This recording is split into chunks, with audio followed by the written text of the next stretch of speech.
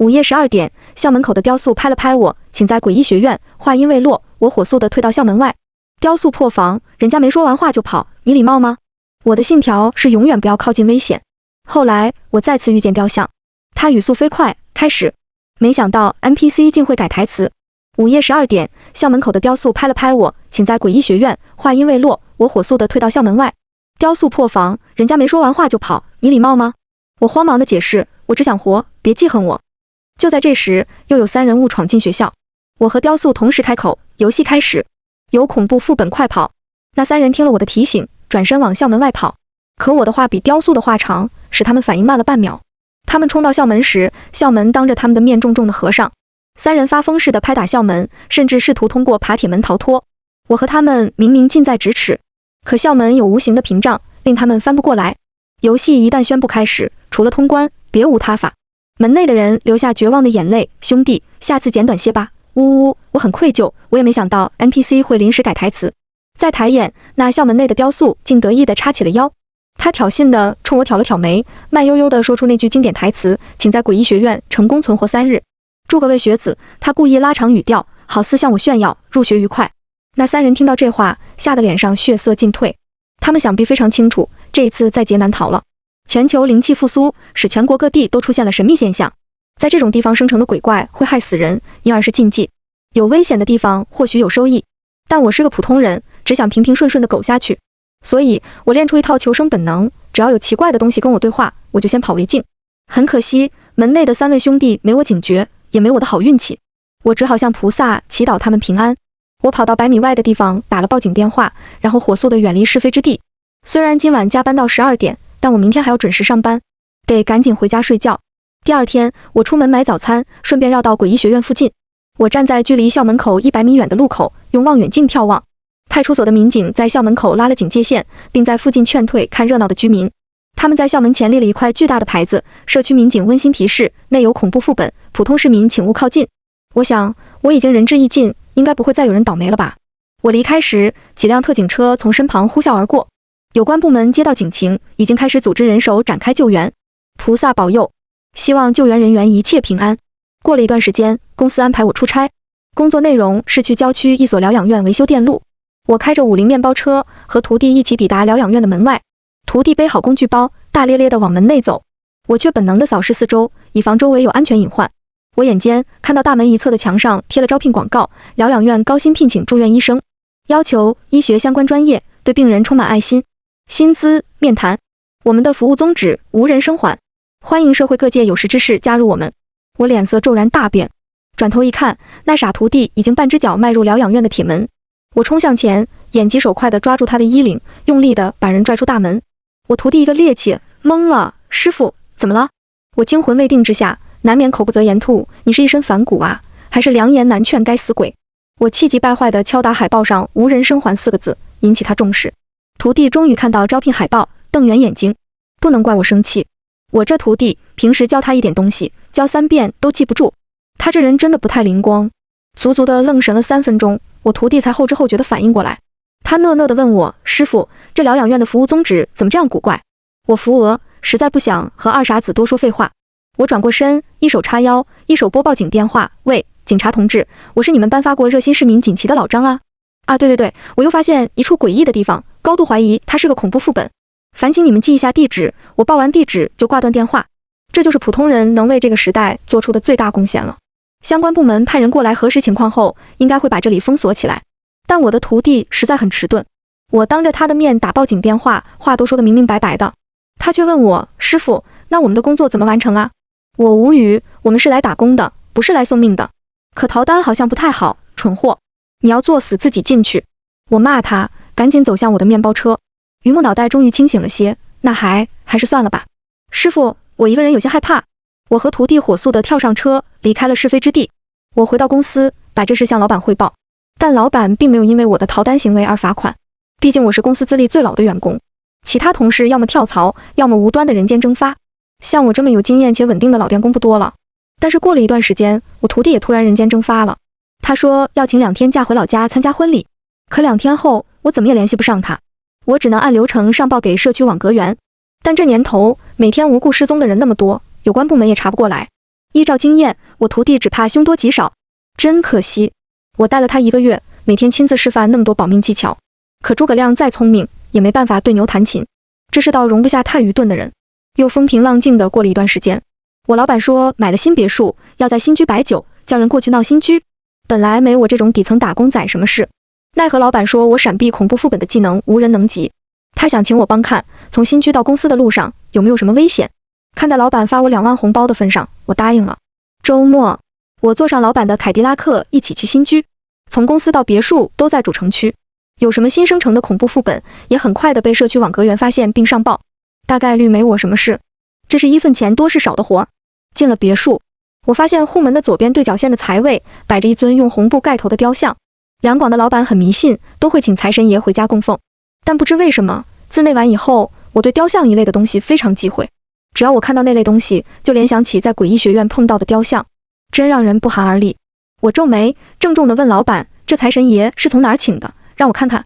老板说，虽然没到及时，不该掀红布，但保命最大。我信你的业务能力。老板一边说，一边恭敬地将红布掀起一角，让我窥探到里面的东西。一个熟悉的塑像骤然出现在我面前。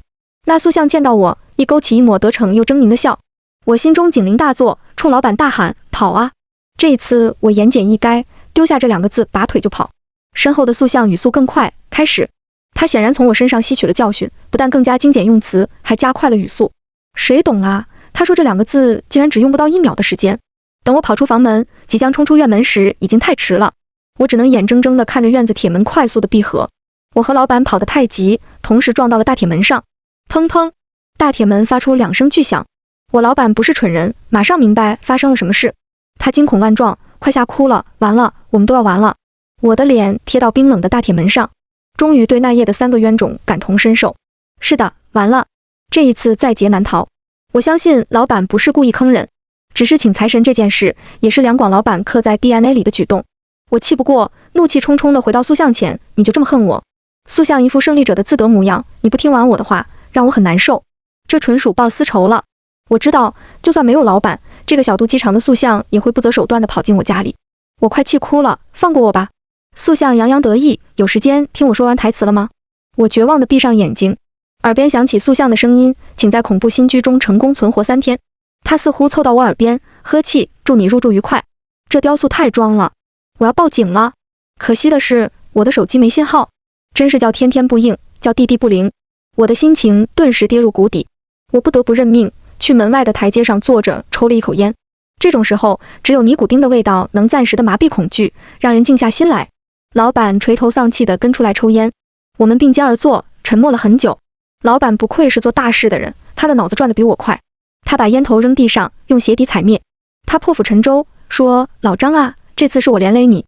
如果3日后我们成功的逃离，那我再奖你600万。”我被600万冲昏头脑，一时间我斗志昂扬。老板很聪明，他这招既防我迁怒于他，在游戏中对他生出歹意，又是用现金激励，让我充分调动主观能动性。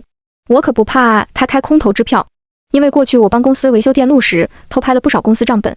我们好聚好散，拿证据作罢。可他敢对我不仁义，我就敢让他喝一壶。我像平时一般，表现出老实敦厚的模样。我拍拍胸脯，老板，我会努力的替你解决麻烦。老板很是欣慰。要想成功的存活3天，就应该反向推理这副本有可能存在什么风险。为什么两广地区有闹新居的习俗呢？是因为老人常说，新居未有人气前，可能会被附近的孤魂野鬼借宿。人气即阳气，为鬼魂必毁。所以屋主迁居当日，要请亲朋好友上门闹一闹，赶跑不干净的东西。除此之外，屋里还有一个安全隐患。我和老板同时把目光落在门内的雕像上。老板咽口水，怎么印证你的猜测？我露出凶狠的眼神，拿它试试吧。于是我们分头寻找屋里屋外能用的东西。但老板还没正式的搬家，屋内几乎没什么生活用具。我一无所获地回到雕像前，而老板不知从哪里找出2把柚子叶的枝条。老板看我两手空空，诧异，你不敢翻屋里的东西吗？不要紧，保命第一呀。我当然不敢承认，这会显得我很无能。我淡定地对老板解释，我想起老人说，在路上见到坟堆就要往地上吐口水，这样那些东西就不会跟你回家。老板笑了起来，这不就是宋定伯捉鬼的典故吗？说的是宋定伯夜行遇鬼，朝鬼吐口水，那鬼就变成羊，被他拉到集市上卖的钱500文。我觉得老板能对这故事倒背如流，是欣赏宋定伯随时发现新商机的眼光和魄力。雕像听了我们的对话，顿感不妙。喂，你们别乱来，我只是一个报开始的 NPC。话音刚落，我朝雕像啐了一口口水。哎呀呀，恶心死了！别墅的上空突然爆发一声惊天动地的尖笑，树上的鸟儿都扑棱翅膀逃开。别墅内，雕像气得五官扭曲，像一头被激怒的狮子。雕像牙齿咬得咯咯作响。你怎么敢？怎么敢？我要杀了你，将你碎尸万段！老板吓得后退一步，紧张地问我们好像不应该在恐怖副本里得罪 NPC。我一脸平静，先前的玩家都没得罪过他，也没见他放过谁啊。想到这个就来气，我夺过老板手中的柚子叶。老板，接下来试试这个。老板震惊地望着我，往后退了又退。我才不管有什么后果，往雕像身上用力地抽了一下。于是雕像的愤怒嘶吼变成吃痛呻吟。别，哎呦喂，痛死我！看到他痛苦的样子，我两眼放光。我邀功地看向老板，挑眉，你看，有用。老板却惊恐地看向雕塑，他似乎很怕得罪他。我二话不说就是干。一个上午，我奋力地用柚子树枝抽雕像，连续抽了2个小时，我累得胳膊都抬不起来了。可惜雕像除了喊痛，并没有受到什么致命伤害，这让我再次陷入僵局。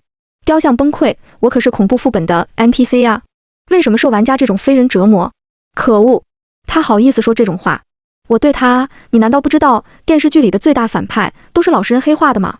雕像一时间哑口无言。我咬牙，老实人被逼急了，什么事都干得出来。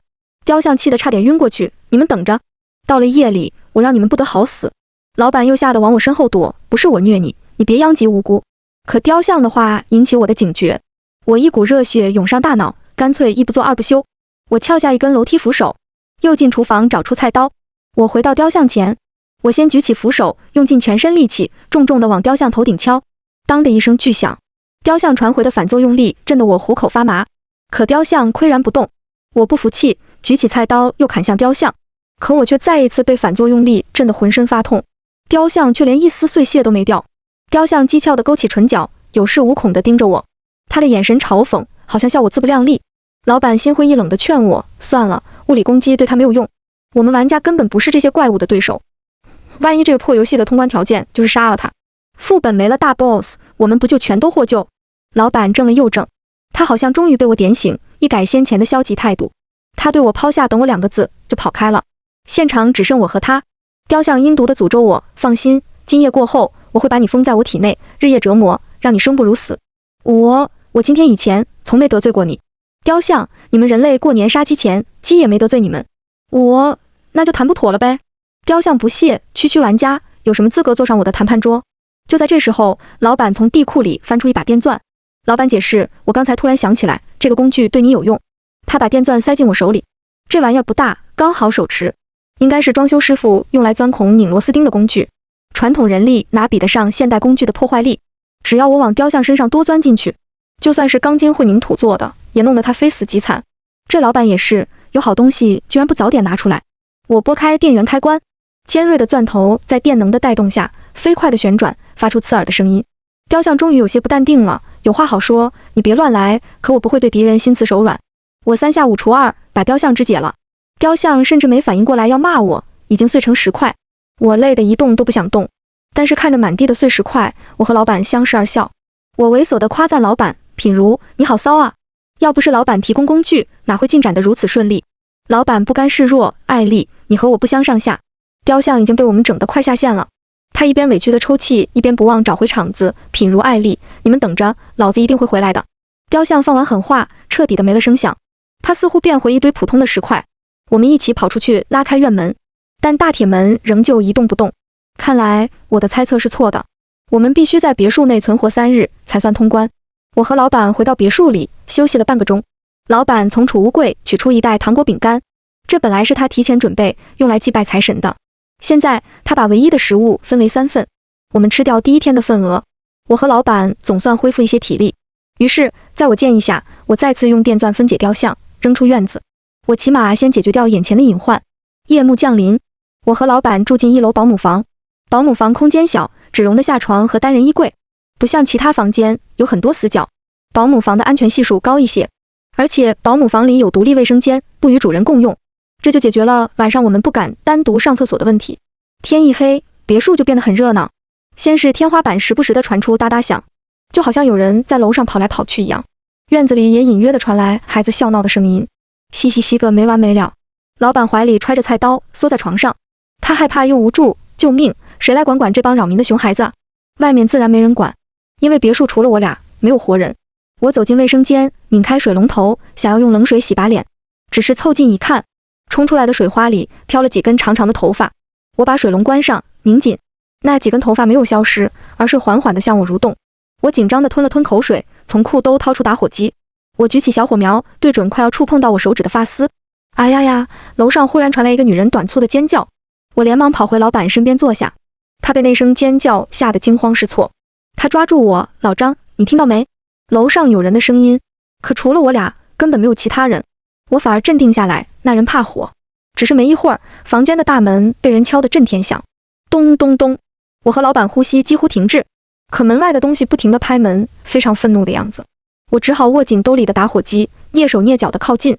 我通过猫眼往外看去，只看到走廊上站着一个头发挡脸的女人，冰蓝的月光落在她身上，地上却不见影子，显得她一点活人气都没有。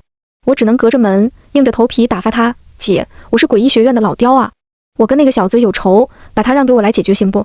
咚咚咚，他不依不饶地敲门，我只好向他承诺，卖我个面子，下次我开10几个玩家的游戏房间，全让给你玩啊。对了，那小子秃手里有汽油和打火机，姐你不是怕火吗？我说完这话，门外很久都没有动静。我再次壮胆往猫眼外看，走廊已经没白衣女鬼了，欺上瞒下也算是职场老油条的基本素养。只是一顿操作下来，我的手脚都快吓软了。老板见状，心有余悸地把我扛回床上：“老张，你怎么连鬼都敢骗啊？万一被识破，岂不是更惨？”我苦着一张脸，可我还有其他办法吗？老板若有所思。又过了一会儿，卫生间也传出哐哐砸窗的声音。我和老板蹑手蹑脚地蹲在门边，往里偷瞄。只见窗外一个小孩模样的黑影，正笑嘻嘻地用石头砸窗。他恐怕也对我们虎视眈眈。老板似乎意识到什么，脸色刷了一下白了。我打算故伎重演，老板却抬手示意我安静。他捏着鼻子对窗外的小鬼说：“喂，小鬼头，别他妈砸窗了！我是诡异学院的老刁，我已经把屋内2个人类供奉给我的女王陛下，就是楼上那位大姐。你除非能打赢女王陛下，否则我不会把他们交给你的。”说完，窗外的身影也消失了。我听说老板是做销售起家，所谓销售的嘴，骗人的鬼。老板的业务能力也不容小觑，他这是要把雕像往死里坑啊！我和老板都从彼此的眼神中看到了期待的亮光。哎，我那傻徒弟要是有老板一半的悟性，也不至于莫名其妙的人间蒸发了。后半夜，楼上时不时地传出玻璃炸裂、衣柜被推翻，甚至小型的爆炸声。我和老板都没敢睡，相互干瞪眼到天亮。当我们看到漆黑的夜空泛起一丝鱼肚白时，纷纷地松了一口气。第一天总算熬过去了。我和老板在天亮后才轮流睡了一觉。中午，我们又分了一些饼干和糖果。吃东西时，老板失魂落魄地望着1楼大厅的豪华装修。他说：“这间别墅凝聚了我10年奋斗的心血，如果真的死在这里，也不算太吃亏。”他像是苦笑，又像是想要哭。我说：“那你运气很好，灵气复苏后，很多人都不知道自己死在哪里。若死在这里，也不算太孤单。”老板的表情比哭还难看。我受不了这种沮丧气氛，于是我转移话题：“老板，你说昨夜的女鬼和小鬼是从哪里冒出来的？”话刚说完，我灵光乍现，我猛地站起来：“老板，贞子喜欢从电视里冒出来，要是我们把电视都砸了，她还能出来吗？”老板瞬间明白我的意思，他激动地握紧我的手：“老张啊，你是个人才啊！”我和老板一合计，立刻把屋里疑似可能冒鬼的东西全砸了。2楼卫生间的镜子，冒鬼重灾区，砸；走廊墙上挂的人像画，极有可能冒鬼，烧；厕所马桶坑，经典冒鬼区，拆。总之，一个下午，好端端的别墅愣是被我们拆成家徒四壁。我怕老板肉痛，连忙拍马屁：“老板，你真的好魄力！”老板痛苦的捂脸：“只要留命在，千金散尽还复来。”我把东西全丢出院子时，却忽然发现昨天丢出去的石块在自我修复。物理攻击果然不能彻底的杀了雕像，照它的复原速度，后半夜它又能变回不来了。我忽然计上心头。夜幕降临，我把石块全搬进保姆房，然后和老板一起躲起来。我们蹲在1楼落地窗的窗帘后面。天黑后，这里成了鬼怪的乐园。我们清楚地看到一只小孩的手从院子里一个破损的马桶钻了出来，又看到一团黑发从一片破碎的镜子中钻出。因为马桶和镜子已经被我和老板破坏，出口变得非常狭窄，但那只惨白的小手和黑发都在奋力地挣扎，拼命地想要爬回院中。趁他们没有防备，我拿打火机点燃黑发，老板则用柚子叶拼命地抽打那只小手，院子里顿时多出2声惨叫。但我们俩都不能停手，让这2个鬼怪拉满怒气值，是我整个计划中最重要的一环。可惜打火机的油有限，而黑发却是无限的。我坚持到午夜，打火机就报废了。而老板一直抽小鬼，现在也筋疲力竭。我们见状，火速地逃上2楼。我和老板刚躲进房间，蹲在窗子下，楼下那2个被折磨得暴跳如雷的鬼，竟不顾一切地从破口挤出来。他们身上伤痕累累，因极度愤怒已经失去理智。当然，他们也不至于太傻。昨天晚上打完架，终于反应过来被人挑拨离间了。女鬼和小鬼把矛头都指向保姆房，他俩同时操控一个马桶，狠狠地砸向保姆房厕所的玻璃窗。他们的表情疯狂又混乱。哐啷，楼下尽是玻璃碎裂的声音。与此同时，保姆房传出张狂的笑声，哈哈哈！我老刁又回来了！哎呦，你俩干啥？嗷呜！保姆房里传出雕像的惨叫。我推测的果然不错。听到老刁2字，女鬼和小鬼气血上涌，怨念达到了巅峰。被愤怒和仇恨冲昏头脑的恶鬼已经完全不在乎真相。此刻，他们的心里只剩愤恨。他们要复仇，他们要发泄，他们要创死一切。他们尖笑着冲进保姆房，与雕像殊死拼杀。楼下又是2哈拆房式的乒乓作响，不间断的爆炸和怒吼，震得整栋楼都在轻微的晃动。老板克制中透着几分疯狂，他们肯定能杀了雕像。刹那间，我却都想明白了。我冷静地问他：“老板，那是你老婆和小孩吗？”老板浑身一颤：“你什么时候知道的？”“就在刚刚。”老板骗了我。自从在厕所见到那小孩的身影后，老板的态度一直很奇怪。尤其当我看到他用柚子叶抽小鬼头时，眼睛含着眼泪，我就已经猜得8、9不离10了。老板被我猜出真相，不再隐瞒。他痛苦地跌坐在地上：“对不起，我骗了你。前天早上，工人送来财神像，我们全家都被困在恐怖副本里了。”我问：“那你怎么还能去公司接我？”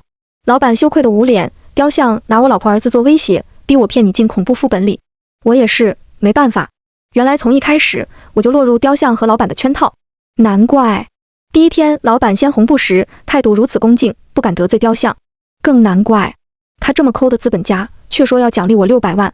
但现在不是和老板反目的时机。我假装理解道：“老板，我不怪你，如果换做任何人都会做出和你一样的选择。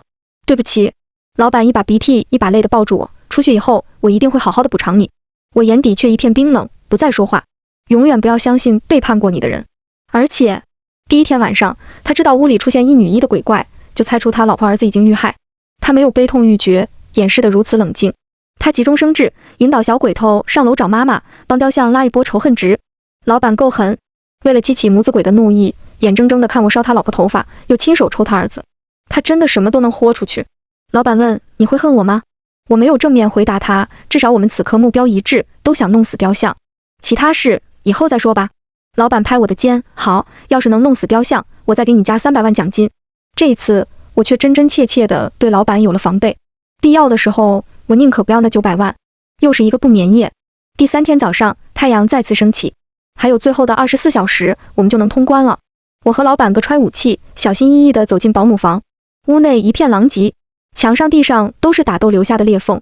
好在老板娘和小鬼头已经离开，屋子里只剩雕像奄奄一息。他被2鬼打得全身皲裂，豁口处源源不断地往外冒黑气，那些黑气应该是阴气，一被太阳照射就消散。雕像见到我，拼尽最后一丝力气，也要对我破口大骂：“你这个奸诈阴险的人类，我诅咒你不得好死！”我对谩骂充耳不闻，因为我早习惯了。他哪天不骂我了，我还觉得皮痒了呢。我面不改色地把雕像搬到太阳底下，他被太阳一晒，体内的黑气散得更快，瞬间他连骂我的力气都没了。我没想到杀掉雕像的办法竟然如此简单，所有黑暗中诞生的怪物都畏惧阳光。雕像把目光转向老板，他的眼神狠毒，有种濒死时想要摧毁一切的疯狂。他的声音蛊惑：“人类，你替我杀掉这个混蛋，我把老婆孩子还给你。”我老板的背脊一僵，犹豫了。我心里却变得慌张，因为我很清楚，这个没有底线的资本家可什么事都做得出来。我连忙说道：“老板，你可别犯傻，雕像骗了你一回，难道你还想再被坑第2次啊？”老板眼底挣扎片刻，才附和我：“一次不忠，终生不用。”我不会轻信雕像挑拨是非，可我看老板的样子，心里没底。我提议：“那我们一起把雕像肢解了吧？”不等老板反应，雕像急忙开口：“不信的话，你进厕所看看。”我老板一听，像抓到什么救命稻草，不顾一切地奔向厕所。我怒瞪雕像，可他一副成竹在胸的样子。不一会儿，厕所里传来老板崩溃大哭：“老婆，儿子，太好了，你们没死！”我忍不住凑过去一看，只见老板娘和小鬼头昏迷不醒，老板抱着老婆孩子，欣喜若狂。我下意识地握紧武器，可我的武器是楼梯扶手，他的武器是菜刀，敌强我弱。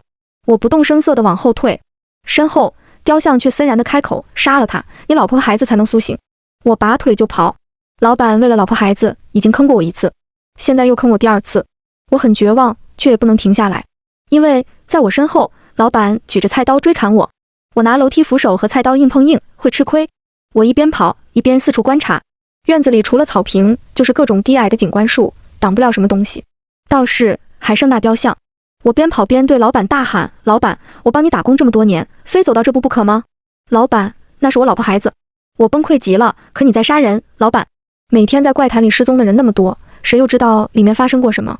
你放心，答应你的900万，我一分不少的给你建个豪华坟墓。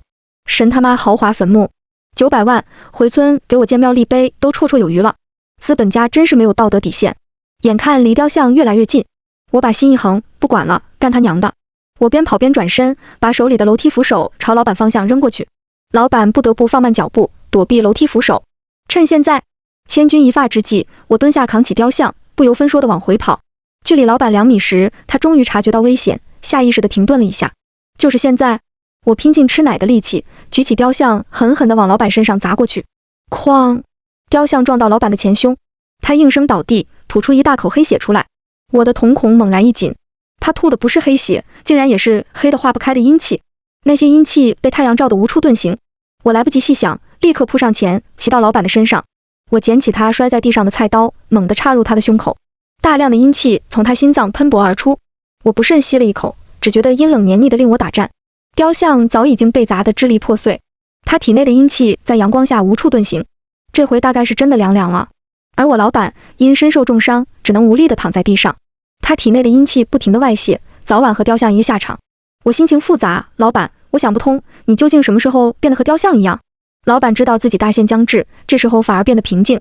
他说，刚刚在厕所里，雕像和我立了赌约，只要杀掉66666个玩家，就能让我老婆孩子重回人世。我问，你有没有想过，这可能是骗局？老板说，被骗也不吃亏啊。你替我杀了雕像，为我们一家3口报仇，而我杀掉玩家，最差也只是被骗而已。老板说完，彻底的没了生机。我蹲在太阳底下，安静地坐着，直到夜幕降临，老板娘牵着小鬼头来到院子里。雕像死后，压制他们的力量消失，老板娘和小鬼头恢复了记忆。我指着老板的尸体说，你老公死了，是被我杀的。小鬼头抱着老板嚎啕大哭，老板娘却平和地望着我，我们在3日前本应该死了。那时雕像抓住我和孩子，威胁老公骗你过来，我并不同意。雕像怕我坏他好事，老公刚出门就把我们娘俩杀了。他把我塞进镜子里，又把我孩子冲下马桶，之后我便失去记忆。现在我们一家3口终于团聚，是活人还是怪谈，很重要吗？我、老板娘还是你明事理？你走吧，是我们一家3口对不起你。老板娘说，你从账户拿走900万，剩下的都捐给其他需要帮助的人吧。我听见大铁门传来咔嚓开锁的声音，我生怕老板娘反悔，连滚带爬地冲出门。我后脚刚离开，大铁门就砰的一声关上。想必老板娘不想再有人打扰他们一家3口了。午夜12点，我站在别墅门外，却觉得我在鬼门关前走了一遭。我的手机终于恢复信号，连忙拨打报警电话。不一会儿，一排特警车亮着车灯，飞快地驶进别墅区。那刺耳的警鸣声却令我安心。